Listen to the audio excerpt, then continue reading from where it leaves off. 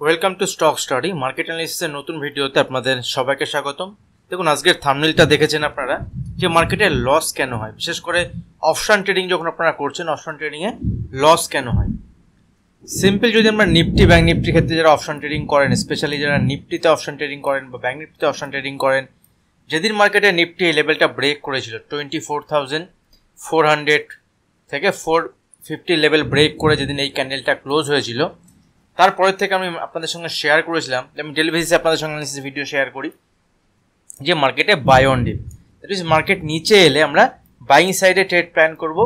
যতক্ষণ না মার্কেট কতক্ষণ পর্যন্ত বাইং সাইডে ট্রেড প্ল্যান করতে পারি। দেখুন, একদম বেসিক আমি আপনাদেরকে দেখাচ্ছি যে ট্রেডিংয়ের একদম বেসিক যে রুলস, সেটা হচ্ছে যদি আমি কোনো স্টকে ট্রেড করি বা কোনো ইন্ডেক্সে আমি ট্রেড করি, সেক্ষেত্রে যতক্ষণ না পর্যন্ত ইন্ডেক্স বা স্টক তার প্রিভিয়াস ডে লোকে ব্রেক করে তার নিচে ক্লোজ না দিচ্ছে, তখন পর্যন্ত সেখানে আমরা সেল সাইডে প্ল্যান করতে পারি না। হ্যাঁ, যদি আপনি প্রো ট্রেডার হন, দ্যাট মিনস আপনি যদি খুব এফিসিয়েন্ট হন, সেক্ষেত্রে আপনি একদম একদম টপ লেভেলে সেল করতে পারেন। দ্যাট মিনস সেখানে সেল করার জন্য কিছু আলাদা ক্রাইটেরিয়া, কিছু আলাদা স্ট্র্যাটেজি থাকে, তার বেসিসে খুব ছোট স্টপ লসের বেসিসে কাজ করা যেতে পারে।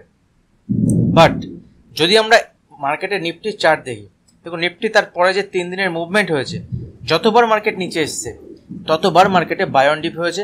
এবং যদি মার্কেটের ম্যাক্সিমাম যারা নতুন ট্রেডার বা যারা বেশ কয়েকদিন ধরে ট্রেড করছেন এখনও প্রফিটেবল নন, আমার বলতে কোনো অসুবিধা নেই, কারণ 90% লোক এখানে প্রফিটেবল নয় এখনো, মোর দ্যান 90%, 95% লোক যারা আছেন তারা প্রফিটেবল নন।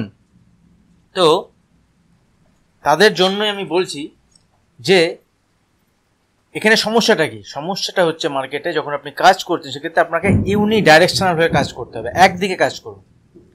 এই মনে হচ্ছে মার্কেট এখান থেকে উপরে যাবে, এই মনে হচ্ছে মার্কেট এখান থেকে নিচে যাবে, এরকম নয়। আপনার যদি মনে হয় যে মার্কেট প্রিভিয়াস, যদি আপনি দেখেন, মনে হওয়ার কোনো কারণ নেই, মনে হওয়ার জন্যই কিন্তু ম্যাক্সিমাম লস হয়। আমার মনে হচ্ছে এটা হতে পারে, আমার মনে হচ্ছে এটা হতে পারে, যে মনে হচ্ছে এই ব্যাপারটার জন্যই কিন্তু মার্কেটে সমস্যা। আপনি অপরচুনিস্টিক হয়ে কাজ করুন, অপরচুনিটি দেখুন। যদি মার্কেট এখানে নিচের দিকে মুভমেন্ট হয়, যদি নিচের দিকে মার্কেট আসে, যতক্ষণ না প্রিভিয়াস যে লোকে ব্রেক করছে তার নিচে আধ ঘন্টা সময় কাটাচ্ছে অ্যাটলিস্ট, বা ক্লোজিং বেসিসে যদি প্রিভিয়াস যে লোকে ব্রেক না করছে, তখন পর্যন্ত বাই অন ডিপি থাকবে। এখন প্রশ্ন হচ্ছে কোথায় বাই করা যেতে পারে? সাপোর্ট লেভেলে বাই করতে হবে। তো লাস্ট 3 দিন যদি আমরা মুভমেন্ট দেখি বাজারের, যদি আপনি একদিকে বাজারের মুভমেন্ট, মানে একদিকে যদি আপনি ট্রেড প্ল্যান করেন, একদিকে যে আমি নিচের দিকে এলে বাইং অপরচুনিটি খুঁজবো, নাহলে আমি ট্রেড করবো না, সেক্ষেত্রে কিন্তু আপনি প্রফিটেবল। বাট যদি আপনি এরকমটি মনে করেন যে আমার মনে হচ্ছে মার্কেট এখান থেকে পড়ে যাবে, তাই 3 দিন যখনই আপনি সেল করেছেন, সেখান থেকে মার্কেট কিন্তু 3 দিনেই উপরে, মার্কেট কিন্তু নিচে নেই। সেম জিনিস যদি আমরা এখানে মিড ক্যাপ সিলেক্টের ক্ষেত্রে দেখি, দেখুন মিড ক্যাপ সিলেক্টের ক্ষেত্রেও যেদিন এই লেভেলটা ব্রেক করেছিল, ব্রেক করে উপরে যেদিন ক্যান্ডেল ক্লোজ দিয়েছে, এবং 12,700 উপরে যেদিন মিড ক্যাপ সিলেক্ট এখানে ক্লোজ দিয়েছে 12,700 উপরে, তারপরের থেকে যদি আপনি 3 দিন দেখেন, দেখুন উপরে গিয়ে নিচে এসছে, আবার উপরে গেছে, উপরে গিয়ে নিচে এসছে, আবার উপরে গেছে। এখানে ডেলি চার্ট, এগুলো সব ডেলি চার্ট। তো ডেলি চার্টে যদি আমরা দেখি, তাহলে ডেলি চার্টে কিন্তু বাজারের এই ধরনের ক্যান্ডেলস্টিক প্যাটার্ন তৈরি হয়েছে, এবং এর বেসিসে যদি আপনাকে ট্রেড করতে হয়, তাহলে আপনাকে বাই অন ডিপ ছাড়া অন্য কোনো অপশন নেই। যদি আপনি দুদিকে প্লে করেন, আপনার লস হওয়ার সম্ভাবনা বেশি থাকবে, এবং গুটি গুটি পায়ে আপনি দেখবেন যে বাজার কিন্তু উপরের দিকেই মুভমেন্ট হয়েছে। এই সিচুয়েশানে আমি যার জন্য আপনাদের সঙ্গে ডিসকাস করলাম যে বাজারে যখন আপনি ট্রেড করবেন, যদি আপনি নতুন হন, এখনও পর্যন্ত প্রফিটেবল নন, মানে আপনি নতুন, সেক্ষেত্রে একটা ডাইরেকশানে ট্রেড করুন। সে হতে পারে নিচের দিকে, মানে সেলিং অপরচুনিটি খুঁজুন সেল সাইডে, সেল সাইডে যদি মার্কেট প্রিভিয়াস যে লোকে ব্রেক করে তার নিচে ক্লোজ দেয়, এইভাবে মুভমেন্ট হয়, সেক্ষেত্রে ইন্টার বেসিসে আপনি সেল সাইডে প্ল্যান করতে পারেন। এখন আগামী কালের ট্রেড প্ল্যান কী থাকবে? প্রচণ্ড মেঘ ডাকছে, যেটাকে বলা হয় মানে বৃষ্টি হচ্ছে, সঙ্গে সঙ্গে মেঘ ডাকছে, তো ভিডিওতে তার আওয়াজ আসতে পারে। আগের থেকে আপনাদেরকে বললাম, যদি শব্দ আসে বুঝবেন ওটা মেঘ ডাকা শব্দ। আমি কিছুটা রিডিউস করার চেষ্টা করব, যে যেটা থান্ডারস্টর্ম বলে, থান্ডারস্টর্ম চলছে। তো এখান থেকে দেখুন আগামী কালের জন্য ট্রেড প্ল্যান কীভাবে আমরা করতে পারি। সিম্পল যদি আমি 5 মিনিটের চার্ট ওপেন করি, আর যদি ব্যাঙ্ক নিফটির ক্ষেত্রে দেখি, দেখুন ব্যাঙ্ক নিফটির ক্ষেত্রে অ্যানালিসিস আমি একটু পরে আসছি, আগে নিফটির চার্টটা আমি আপনাদের সঙ্গে শেয়ার করি। দেখুন নিফটির চার্টে যদি দেখি, 5 মিনিটের চার্টে আমি ওপেন করেছি। ডেলি চার্টে নিফটি ওই লেভেলকে ব্রেক করার পরে এখান থেকে কন্টিনিউ নিচে এলে কিন্তু বাইং সাইডে উপরের দিকে মুভমেন্ট হচ্ছে, এবং উপরের দিকে কিন্তু নিফটিতে এখান থেকে ছোট ছোট মুভমেন্টের জন্য প্লে করতে পারেন। নিচে এলে বাইং অপরচুনিটি হবে, বাট নিচে আসার পরে যদি কোনো রিভার্সাল সাইন দেখায়, ধরুন প্রাইস একটা রেঞ্জ বানালো, ধরুন প্রাইস একটা কাছে এসে ডাবল বটম প্যাটার্ন বানালো, এরকম যদি সিচুয়েশান হয়, দেখুন এখানে আজকে ইন্টারডে চার্ট দেখুন, নিচে এসছে প্রাইস নিচে এসে এখান থেকে ইন্টারডে বেসিসে প্রথমে উপরের দিকে মুভমেন্ট হয়েছে। তারপরে দেখুন প্রত্যেকটা লো যখন সুইং লো বানিয়েছে বাজার, এই প্রত্যেকটা সুইং লো আপনাদের মনে হতে পারে যে ভিডিও চার্ট তৈরি হওয়ার পরে এগুলো শেয়ার করা যায় না, এগুলোই আমি ডেলি ইন্টারডে মার্কেট আওয়ার্সে আমি এগুলোই শেয়ার করি এবং সেখান থেকে বাই অন ডিপ করে এখান থেকে কিন্তু আজকে মুভমেন্ট আমরা পেয়েছি এবং এগুলোই আমি ডিসকাস করি। কাউকেই বলবো না যে প্রিমিয়াম গ্রুপে জয়েন হন বা আপনাকে জয়েন হতে হবে, এরকম কোনো জোরাজুরি নেই। প্রিমিয়াম গ্রুপে জয়েন হওয়ার জন্য কোনো পয়সা লাগে না। ভিডিও নিচে ডেসক্রিপশন বক্সে আস্টক বা এলআইএস গ্রুপের অ্যাকাউন্ট ওপেনিং লিঙ্ক আছে। যদি আপনি ট্রেডার হন, যদি আপনি কাজ করেন, আপনি অ্যাকাউন্ট ওপেন করে যদি আপনি ট্রেড করেন, সেক্ষেত্রে আপনি ওই গ্রুপে জয়েন হতে পারবেন এবং সেখানে ইন্টারডে বিভিন্ন ডিসকাশন স্টক আমি শেয়ার করতে থাকি, বিভিন্ন লেভেল বা ডাইরেক্ট ট্রেড কিন্তু কিছু ওইভাবে থাকে না। যদি আপনি মার্কেটে কাজ করছেন অনেকদিন ধরে, তবে আপনার জন্য অ্যাজ এ ট্রেডার আপনি এখানে বেনিফিট হবেন, আদারওয়াইজ কিন্তু মানে বেনিফিট হবেন না। তো জয়েন না করাটাই সেক্ষেত্রে ভালো হবে। আর যারা একদমই নতুন তাদের উদ্দেশ্যে বলবো, তারা মার্কেটে শেখার চেষ্টা করুন, আগে মার্কেটে শিখে বুঝে তারপরে কাজ করুন। কিছু টাকা দরকার হয় জমিয়ে নিন এবং বেশি টাকা নয়, 15,000 মানে 15,000 20,000 টাকা নিয়ে আপনি স্টার্ট করতে পারেন। তো দেখুন বাজারে কিন্তু এখান থেকে প্রত্যেকটা যে লো বানিয়েছিল আজকে, এই প্রত্যেকটা লো কিন্তু বাজার তার উপরের দিকে বানিয়েছে, ঠিক আছে। এবং এখানে একটা লো তার প্রিভিয়াস ডে লোকে ব্রেক করেনি এবং ফাইনালি যখন এই লেভেলকে ব্রেক করেছে এখান থেকে একটা মুভমেন্ট আমরা দেখেছি।